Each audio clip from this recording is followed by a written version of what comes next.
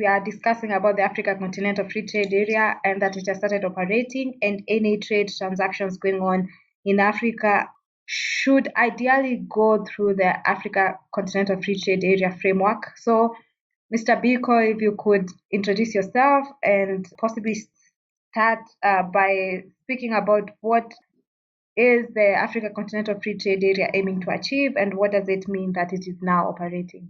My name is Kobia Biko.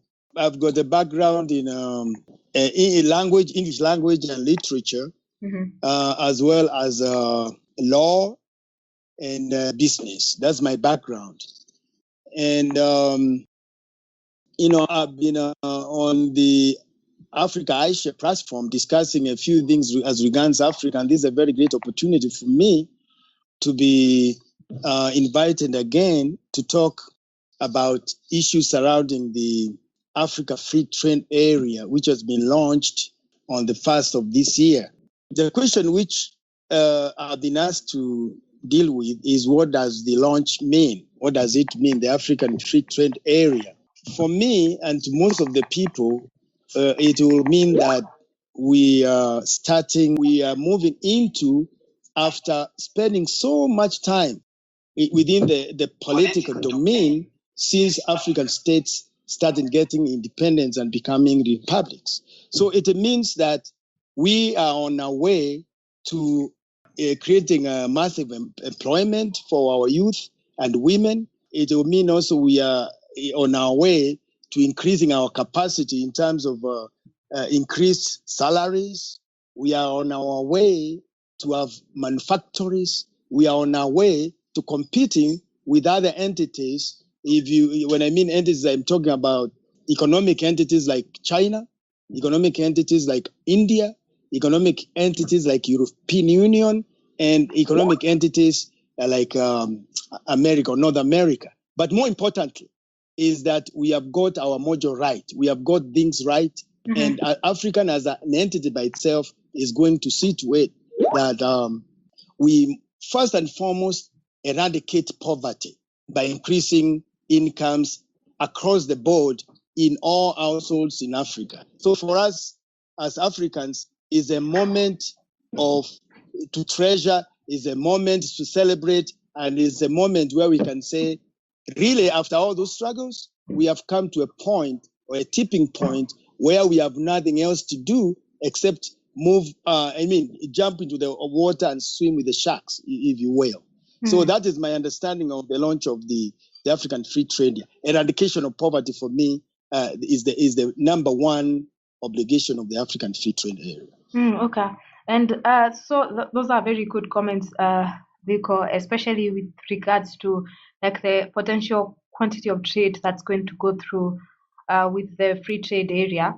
And the Egyptian president is the one who, like, speaking in the context of the Africa Continental Free Trade Area, was noting that the eyes of the world are turned towards Africa, and for good reason, because once the free trade area is operating, then there's huge potential for what Africa can do for itself, and that impacts the world. So, of course, the eyes of the world are turned towards Africa.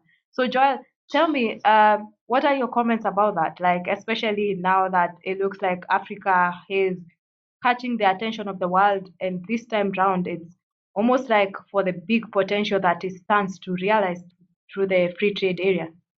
Yeah, thanks, Christine. And as I'm joining late by quick introduction, Joel Moura, a finance and accounting professional working in Bermuda.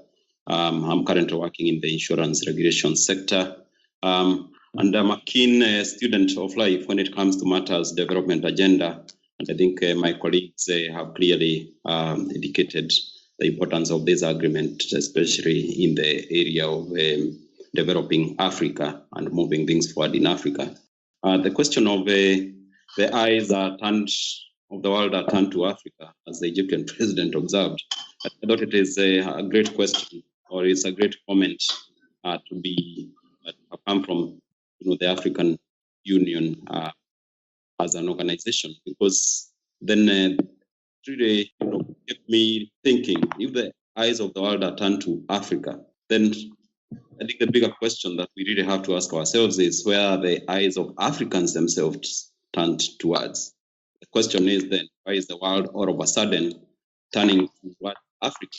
I mean, if you listen to the main channels, news, CNN, BBC, Al Jazeera, or the others, you will hear them talking about the Africa we have known as we grew up, which was associated with all sorts of negative descriptions. I think Kobe mentioned about illiteracy and poverty. We have heard about diseases, hungers, famines, water shortages, poor housing, slums. We have Kibera, Soweto to be proud about, and Mathare in Nairobi. Interstate wars, civil conflicts, AIDS, name it. Anything negative you can associate with the human existence has always been associated with Africa. And not to mention, of course, the area of corruption, definitely saying a lot. Then the question still remains in my mind, all of a sudden, what has changed? Again, what is doing about this? We have had the comments in the main media as well as amongst Africans themselves, talking about the second scramble.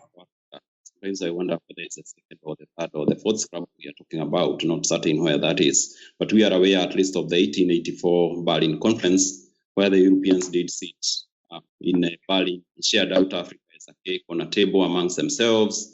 Everybody, ended up with their portion. And what about Africans? They had nothing to scramble for in that first sitting. So the question then becomes, in the second scramble, are Africans actually scrambling for their mother? Is it going to be another scramble for their own motherland, right in their presence? Sometimes not even aware of what's happening, and sometimes, not really even understanding what the implications of that are going to be in the medium term, as well as the long term. Just a quick introduction of Africa. What is Africa? So Africa is actually one continent. It's, a great variety of people, 54 countries plus disputed areas, that's Somaliland and Western Sahara. And geographically, it is the world's second largest continent after Asia, covering 3 million kilometers, 7.7 square kilometers, or in percentages terms, that's 6% of the Earth's surface, covering the water and land. Just on a look at the land itself, is 20% of the Earth's land. We are about 17% of the world's human population. And this population, what's also interesting about it, is as a whole, it is a very young population. It's 60% of that population is aged below 25 years. And this makes it the world's youngest population. Africa is actually the youngest continent amongst all the world's continent, with a median age of 18 years, whereas the world's median age is about 30 years. And comparing to the rest of the continents, Europe is about 42 years old. North America has a median age of 35 years. Asia has 31 years. South America 31 years. Oceania 33 years. And what's even more interesting when you look at that is that the continent that you pick on average in the world today is 13 years for Africa. So Africa in real terms, when you look at the population, is 33 when it comes to the age of the African dwellers. And what is even more interesting about the Africa population is that in nearly 1 Africans are of working age, and by 2050, about half of the African population is projected to be under 25 years old. And like I have mentioned, most of that population is pretty young. The population lives about half of it, or about 43% lives in the urban areas, which is expected to be about 50% by 2030. And so just listening to those statistics, a young population, a healthy population, a population that is ready to work, it's living in the urban areas, about half of it by 2030. What does that mean? For any business mind or entrepreneurial thinkers, as well as policy thinkers in the world, then they look at all that mix of factors and they say, well, the economic future of the world is actually in Africa. And I think this is what it's turning towards Africa, where that 60% of the world's Arab is in Africa, which represents billions of potential investment feeding Africa. So literally, Africa can feed the entire world. And one last fact about Africa, which we all know, but we tend to assume, is that Africa is really the cradle of humanity. It's also the cradle of human civilizations. So every single civilization you see on the planet, every single human being you see on the planet, literally, we have Africa as our mother in the real sense. So I think that kind of gives us a quick introduction to our very own motherland, Africa. So I kind of tend to now see why the rest of the world would actually have their eyes turned towards Africa. They see opportunity. They see the future. You see great business opportunities for themselves and for their future generations. But what about Africans? Well, Joel, those are really good observations and comments, especially with regards to like the world is looking at Africa based on those facts that you've said and the potential that it holds. But then the question is rightly, as you put it, where is Africa looking? And hopefully through these discussions, we can shed some light on why the Africa Continental Free Trade Area is such a big deal. So, Biko, if I could ask you, what would people expect from this, the Africa Continental Free Trade Area? Do we expect lesser migration restrictions? Do we expect faster clearance of imports and exports?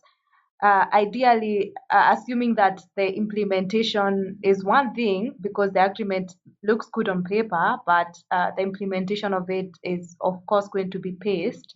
But what's the expectation that should be in our minds now that this is happening? Yep, I'll probably give it a first shot. I think those of us from Kenya are very familiar with the events at the border between Kenya and Uganda, which I believe is a random representation of what goes on a lot in other African countries in terms of hold-ups, sometimes unreasonable, in terms of the clearance of goods coming from Uganda to Kenya, as well as from Kenya to Uganda.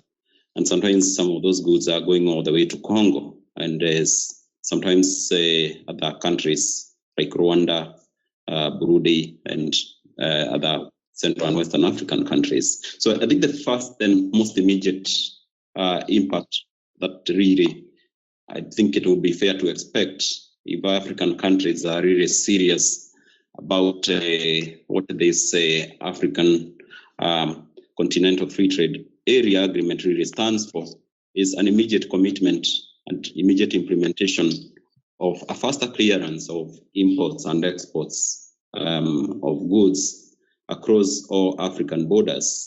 So any holdups that have been contributing to those, any factors that have been contributing to those holdups, whether it's factors arising from bureaucracy of the customs between the two countries, the staffing of those clearance functions, corruption in the clearance process, that those are the elements to quickly jump on and really you sort of one quick signal to say, hey, we signed this agreement and we mean business and we are committed to it.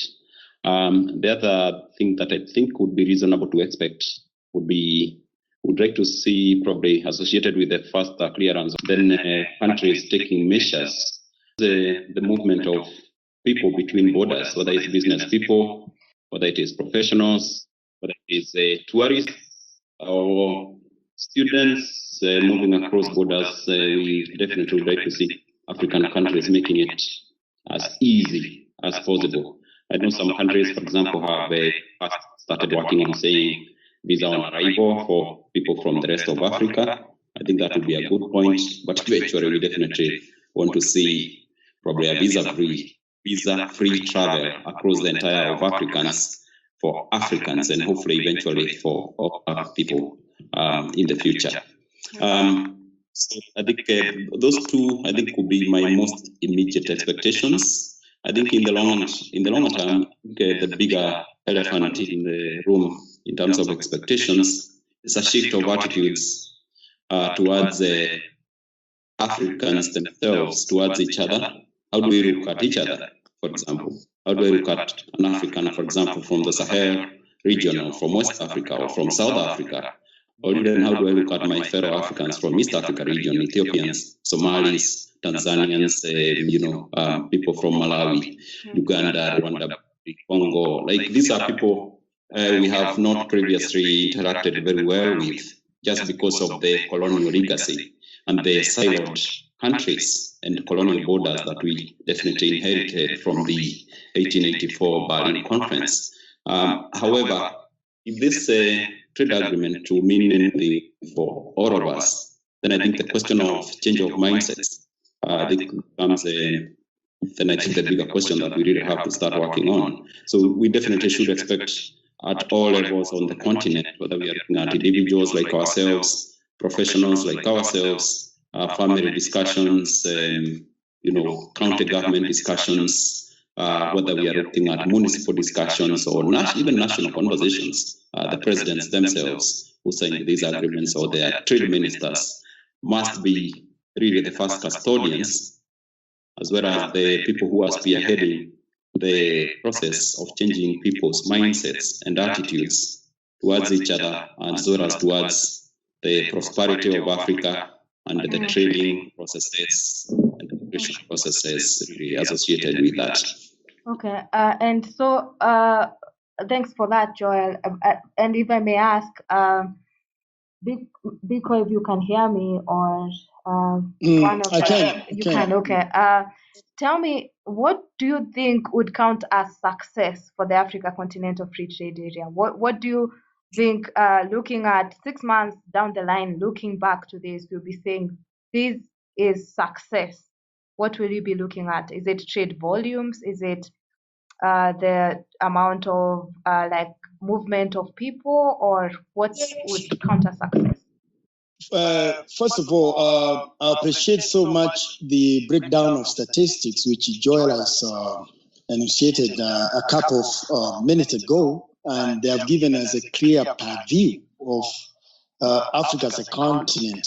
They're very much appreciated because those statistics give us a very good, understanding of what we're dealing with in terms of population, the demographics breakdown, the statistics all together.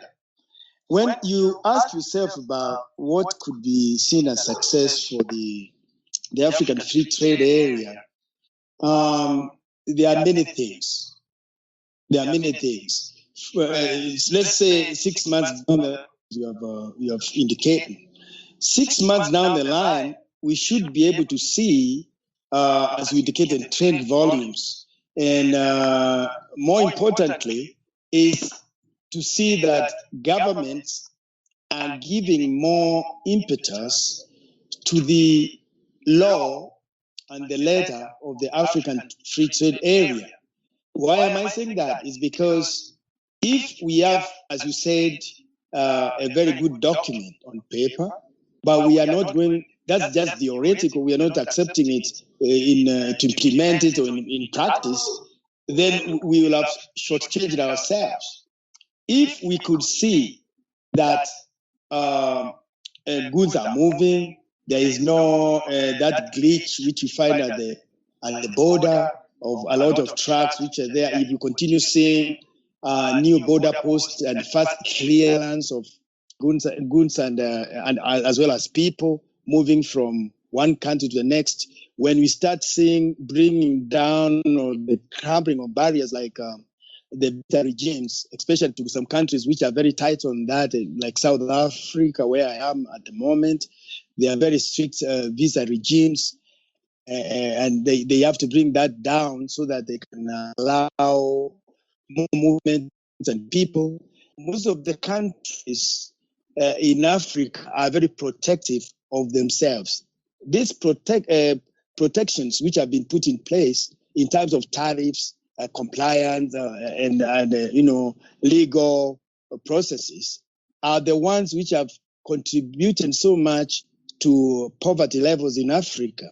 One thing which we should be seeing 6 months down the line, 1 year down the line, is the relaxation of tariffs, whereby the milestones which have been set by the document, the Africa Free Trade document, should be seen that they are being achieved. not only on paper you say, no, let's say, for example, Uganda is willing to accept the tariffs and all those kind of non-tariffs, relaxation and everything. But all of a sudden, you go down 6 months down the line at the border, you find now it's just business as usual. So that one should be the measure, should be a very important measure in terms of a milestone. So 6 months down the line, 1 year down the line, we should be seeing more factories being set, more business people traveling. We should be seeing more trade volumes. We must see, people are taking up the African, the African passport, which was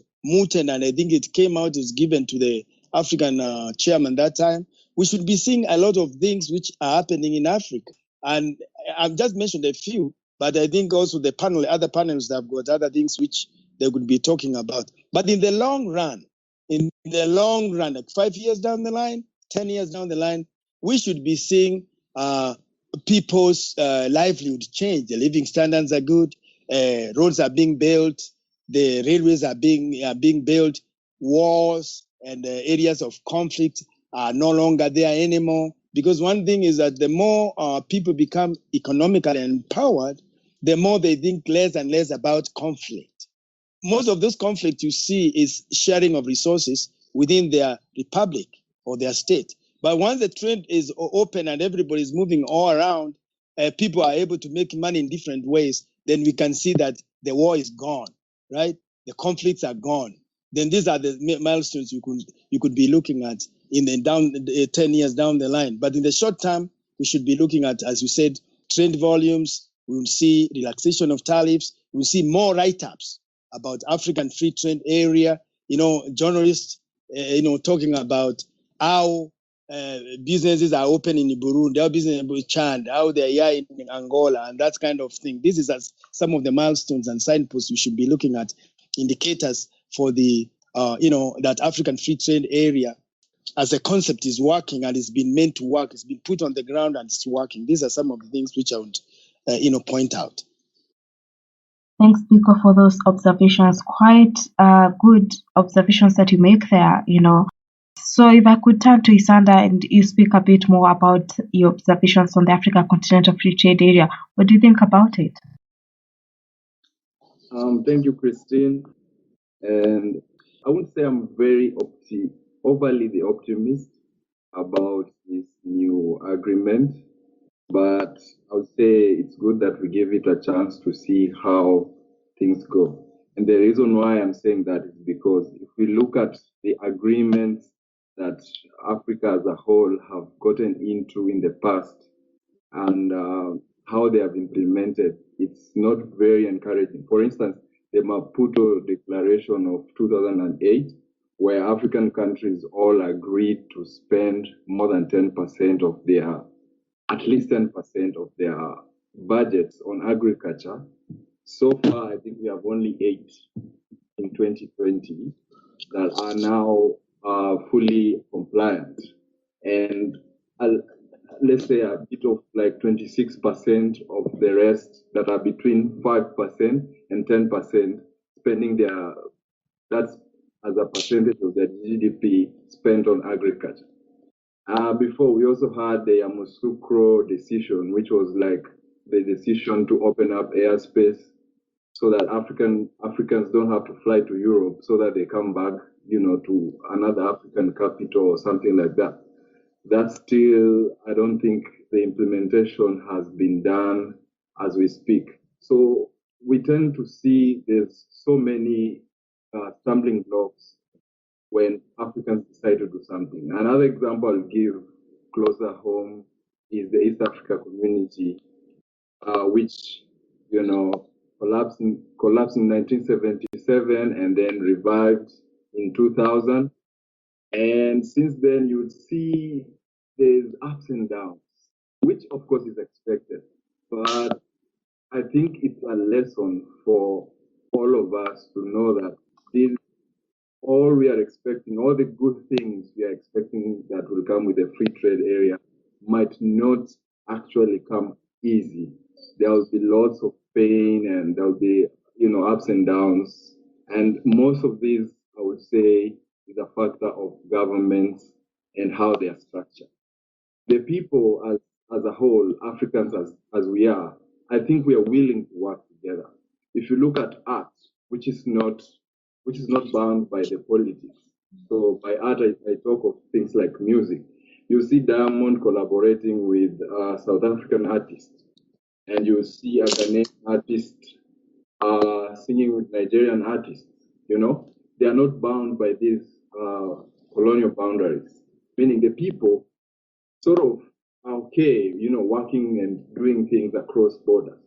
But governments come in and say, okay, for you to cross over, you need this visa, you need this, and it becomes really difficult.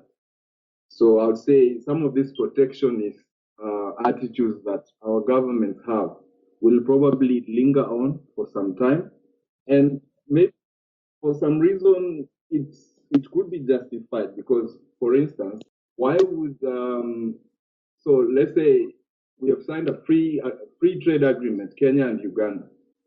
Then Ugandan farmers bring their eggs and they are costing, say, 20 Kenya shillings per, let's say, what's it per egg?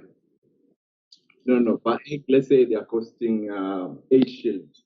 And Kenyan eggs are probably costing 15 because of the various tax regimes in the country that make the farm inputs higher than in Uganda. So you see Kenyan farmers complaining, why are eggs coming from Uganda and we don't have market for our eggs here? So the fact that so many African countries produce the same goods and services, and therefore we are in competition rather than complementing each other, is going to be, I think, a point of conflict as you know, in terms of the trade and opening up. Most countries will be skeptical and unwilling to open up their borders because they'll be saying, oh, our industries will die. What will happen to our farmers? You know, that kind of thing. But if we were courageous enough to move forward, industrialize, you know, develop the infrastructure early enough, this wouldn't be such a big problem because it would have been, you know, people would have learned to diversify early enough.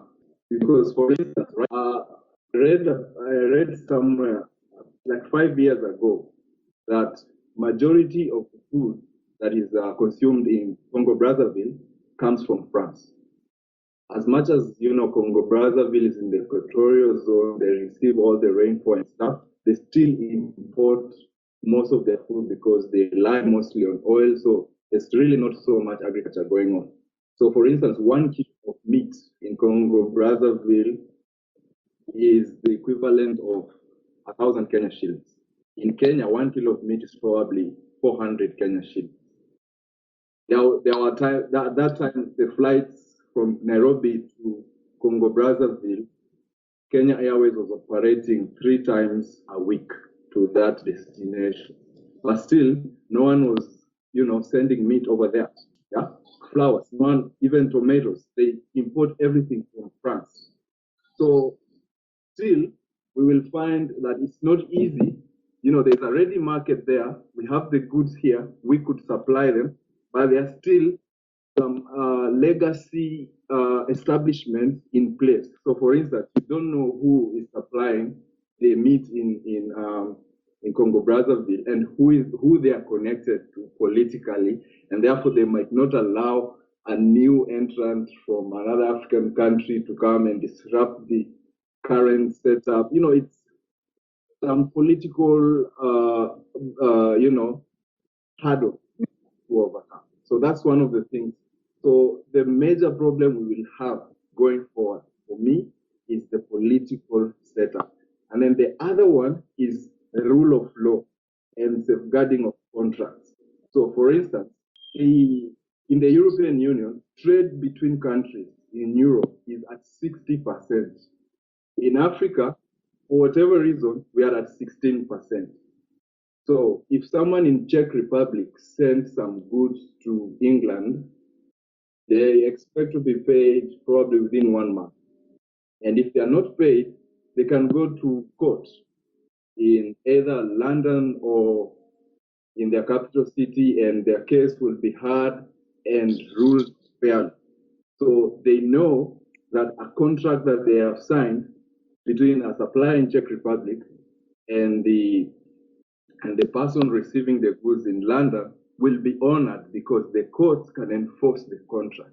What about, are we able to say that we have the proper court systems that can be able to safeguard contract, rule of law, property rights? You know, will I send my goods seated in Nairobi to Luanda in Angola and sit and wait for payment? You know, or will I go there and then they tell me try and see, you know, that kind of thing. So that is going to be a big problem. And I'm sure even without the Africa Free Trade Area, if we had rule of law, safeguard, laws that safeguard contracts and property rights, would be trading much, much more. And I'm speaking from experience. I've done business between Tanzania and Kenya before, and things happen. You know, you get to a point where you supply goods. So I used to supply fish. I used to take fish from Mwanza in Tanzania and sell in Nairobi. So I would come to my people in Nairobi and, they'll say, okay, we won't pay you now. Come tomorrow. I come tomorrow. They tell me, oh, we don't have money today. Come tomorrow.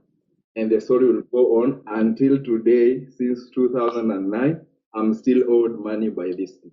I can't take them anywhere, no one will listen to me. I have no recourse, So it becomes a problem when you cannot enforce contracts, when the courts are not in favor of business, and when you are not sure who is going to defend you on the other side, which is the other country, if you have a problem.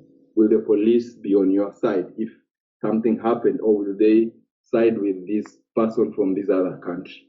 So these are some of the hurdles we'll have to overcome going, and that's why I have some skepticism as to where we are headed, this free trade area. And the last thing I would say is, if we compare ourselves with other parts of the world that have implemented such agreements or similar agreements, can we say we are where they are when they started? So, for instance, the ASEAN, ASEAN, the Asian Tigers, they've been doing their trade. I think the level of trade between them is about 45%.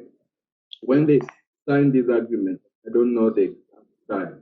Are we at the same level? Are we at the same level in terms of our organization, our preparation, and everything as they were, so that we can predict how successful we will be? Or can we say, okay, fine, we are unique. We should not be compared with other people. We will make it in our own way. I'm not sure, but maybe the parting shot for me is, I'll be very cautious to be too optimistic about it, but I won't brush it out altogether. I'm sure some countries will find a way to work better with each other, but there'll be issues between other countries. So, for instance, Somalia and South Sudan, if you want to implement free movement of people, and countries like those that probably don't have a well-functioning government, I would say feel welcoming people from those countries, So it's those kind of things I'm looking at. Okay. Those are like such good comments. I mean, honestly, especially like when you speak about like the rule of law, and especially contracts. I mean, like the judicial systems within Africa, they will need to function. And even if the protocol on the Africa Continental Free Trade Area provides, especially for like some dispute resolution, especially with regard to the agreement, but the court systems have to function. And within Africa, one of the biggest problem is interference by the executive, by the presidents with the judiciary. Like the judiciary, like the appointees are president's appointees, and the president has problems with it if you don't do his bidding. But I think those are really good observations. And I think we have gotten into the side where the question that we were to discuss next, which was like some of the uh, things that will challenge the achievement of the goals of the Africa Continental Free Trade Area, which I think you have highlighted very well. And I know there are quite many more that can be addressed. But Biko, if I could ask you, do you, and especially taking with what Isanda said and any other thoughts that you had on the potential for like potential challenges, what are some things that might have been done or that you've observed that might give us smooth sailing to the Africa Continental Free Trade Area, no matter how small? Like, what are some of the small or big things that could be observed as potentially pointing to potential for success despite the many failures of other regional economic communities in Africa?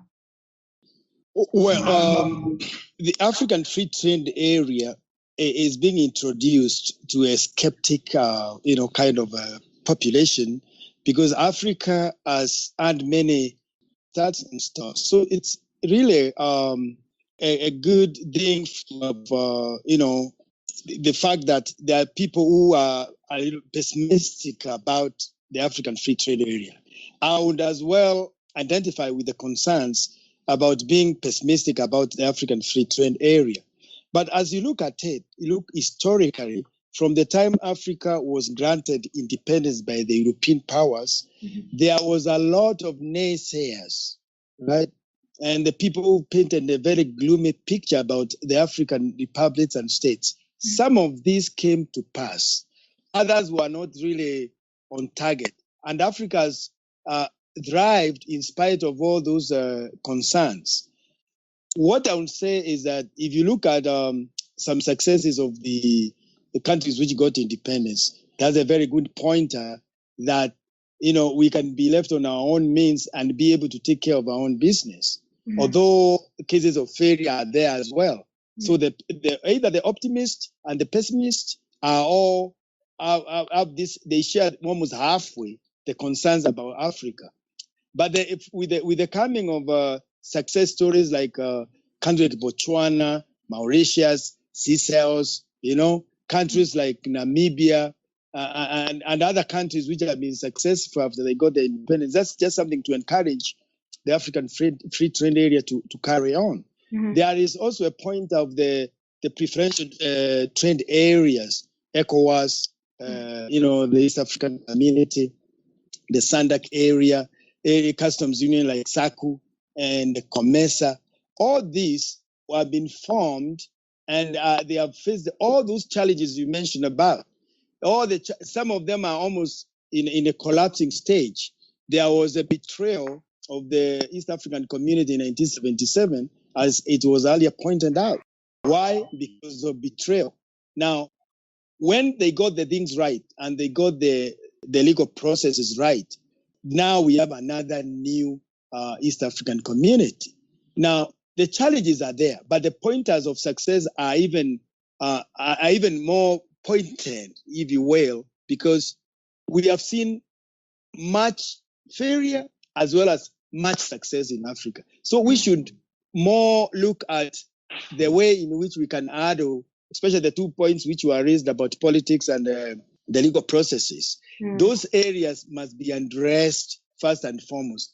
And I think with the African free trade area, the document calls for, in the first phase, it calls for trade in goods and services. And plus the other element which must be addressed is legislation, which was a big concern. How do you, because if you are a trader from, let's say, Zambia, you send things out to Tanzania and the people don't want to pay you. How do you address that matter? It's not easy because the jurisdictions are different. But then they have moved pretty quick to understand that concept is going to limit, it's going to put this whole concept of the Africa Free Trade Area in the dustbin if it's not addressed as a matter of urgency. So there are a lot of teething issues to be addressed. There are so many things you can point like they are going to make this whole concept of Africa Free Trade Area fail. But there are many pointers to the successes of Africa, not least about the successes and the struggles of the republics until they are able to get democracy, and then single party dictatorship, then multi-party, and now democracy, where ethnic groups can be able to have and kind of a semblance of share in the resources. That's a very big plus right there. Then we are looking at as I said, preferential trade areas. They have been struggling as well. They have come up with a lot. ECOWAS wanted to come with a currency. Of course, you cannot have a free trade area without a currency. So these things are being addressed, and they will be addressed. My hope is that the document is good enough to have learned from all these preferential trade areas in Africa, as well as copy from the European Union and ensure that the document they are coming up with and what they are going to roll out from the first of this January 2021 is going to cater for every other anomalies and little teething problems which have been there before. But I'm very optimistic that this will be done because at this age, we are able to know what can bring failure, and we must take care of that. Those are very good observations. And Joel, if as we come to a close, if you could, speak a bit more about other observations that you have made on like the potential challenges for the Africa Continental Free Trade Area. And well, there are really good points that Biko has said. There are economies that are doing well. There is learning from failures, and like the EAC has picked up, and think like SACU is the oldest customs union in the world. It has existed for such a long time. I forget how many years, but it features among the oldest in the world. So, but also, when you look at realistically the challenges, in addition to what Isanda said, what do you look at and think this really need to be addressed from your point of view? Yeah, thanks again, Christine. I actually appreciate the comments from Isanda as well as from Kobia. Definitely for a balanced view of what to expect from this AfCFTA, definitely have to look at both sides, the optimists as well as the pessimists. Definitely, I think on a good day, the pessimists will have a field day given what we have observed historically in Africa, as well as listening to a lot of individuals and what they really think about Africa, including us Africans ourselves. However, I think I always bear in mind that success is never a walk in the park. I also bear in mind the fact that success is always the fruit of a lot of failures. So I think the question in my mind right now is how ready are Africans, ready in their mind, in their attitudes, to be able to deal with all the failures that will come with trying this journey of getting control of their destiny in their hands. Is definitely not going to be a walk in the park. However, it's one that we either attempt now or never. It will never be done by anyone. At least if one generation tries and fails, then the next generation definitely has a good chance to get it right, hopefully building on the failures and successes of the previous generation. So in terms of the threats to the success of this AcFTA and what can be done to really fix those threats, I would say a lot can go wrong. In fact, so much. A lot is actually an understatement. And I would rather keep it grossly understated at this point. I don't want to overstate it or put it to the right weight, because it's really a lot that can go wrong. But in the interest of moving things forward in the fastest and most effective way, I would probably shift the question to ask, what can go right? What has gone right with all the initiatives that we have seen before the AfCFTA? Because a lot, like my friends commented, has gone right. They have definitely highlighted the real challenges, like the rule of law in Africa is a real challenge. The commitment to trade is a real challenge. As Sandra commented, you go sell fish in Mwanza, in Kenya or any part of Africa, and you don't get paid for your fish for days. As an accountant, of course, you make a provision for bad and doubtful debts, but that was not your business in the first instance to be realizing bad debts. And it's frustrating because then the reason why you went to buy the fish in that part of the continent is you obviously wanted to promote them as well as promote yourself and the people that you are serving as your segment market. So what could go right instead of what has gone right?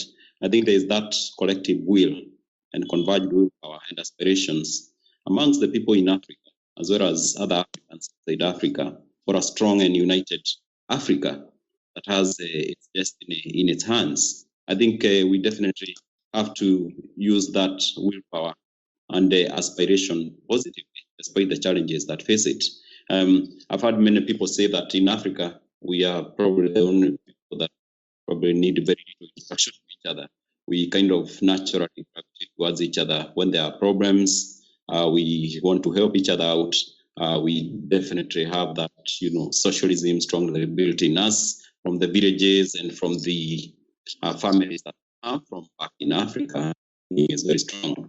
So that collective thinking, we definitely have to use it well and really exploit it.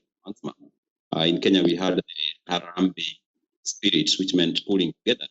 And that, if tapped properly, holds great potential. The AcFTA. The other thing that has gone very well is, like I mentioned, we're looking at Africa as a young and very well educated population, as well as a population that has great entrepreneurial culture. You see Sanda, for example, get fish from Mwanza, bringing it to Kenya. We also have a very innovative culture in African people, especially the young ones who are not willing to settle down for, just the traditional jobs that we had our parents and previous generations doing. Try all sorts of innovations. They are more comfortable with failure. And we also have lots of availability of cheap labor, especially in the so-called weak economies. So you can look at them as weak economies or good for nothing economies, but you can also look at them at, hey, it's a big opportunity for trading and putting, industries there. You can produce goods and services more cheaply. It promises a great opportunity for the entrepreneur as well as the country itself and its people. And I think the other thing that really works for us in Africa is literally a virgin market, great natural resources, 1.3 billion strong population, young and energetic population, as well as the current trading we have in Africa. And I think mention of, for example, the East African community that collapsed in 1977, but we also have the success as in West Africa, the SADC in Southern African countries. The question is, what can we learn from those people that can actually help us to move forward from where we are and succeed as a bloc? So I would say the challenges are there, as they have been very well outlined. I think in terms of perceptions and attitudes towards the political, generally Africans, we have a very poor attitude towards the political agreements. We probably have very low trust in politicians for good reasons. We also have the traditional colonial masters and their vested interests somewhere in the background and pulling strings from behind the scenes. We have issues with infrastructure and bureaucracy, very poor rule of law. We have countries still thinking in the protectionist mode and thinking it's me, not really being able to think in terms of integration and being able to think in the long term. We have challenges in terms of corruption, and you can name them, and the list goes on and on and on. The factors against Africa are indeed a lot. But again, when you really look at the factors for Africa, I think it's a lot going for us, especially if you think even assuming we forget about everything else, just the great market potential that Africa holds for itself as well as for the rest of the world, in terms of having just a ready market, as well as a ready labor source, as well as having all the resources you need in the world to produce anything, probably for the entire universe. All those resources are to be found in Africa. So all we need is just to get organized. Can we get organized? I believe this answer is a strong yes. There's no reason why Africans cannot get organized. And I think it's important to then probably conclude and ask, so why are Africans not getting organized, or why haven't they gotten organized in the past? And in my mind, it's a culture paradigm shift that needs to happen in all of us between our minds. We change our attitudes and our thinking and our, the way we look at things. We start thinking in the medium term, as well as in the short term, and most importantly in the long term. What does the actions we take today mean for us, our future generations, 50 years to come, 100 years to come, 1,000 years to come, 10,000 years to come? I think that kind of change of mindset, I think that's going to change everything in terms of the way we look at getting organized today, tomorrow, the days to come. And that's the big mountain that we really have to climb. Change of mindset really is the big Mount Kilimanjaro for the AcFTA agreement, and the people of Africa really have to climb at this point. Once we climb that mountain, I think the rest, the job will be much easier to do. There will be cooperation around the process. Thanks, Joel. And I think that those are really good observations that you make, and the potential that Africa has and what could come out of it. I think we will need to pick up this discussion a bit further next month. So because we intend to have like a discussion every month on Africa trade, especially keep track on the Africa Continental Free Trade Area. And these are very good observations that have been made on the challenges, like on the rule of law, especially, which is a real thing. And what Joel, you have also observed that there's this potential, and you can look at what can be done right and change in mindset. And also, without also forgetting that we actually have turned around in the past, like we've turned around like with the EAC and everything that has happened. Thank you guys so much for joining in and sharing your insights on this.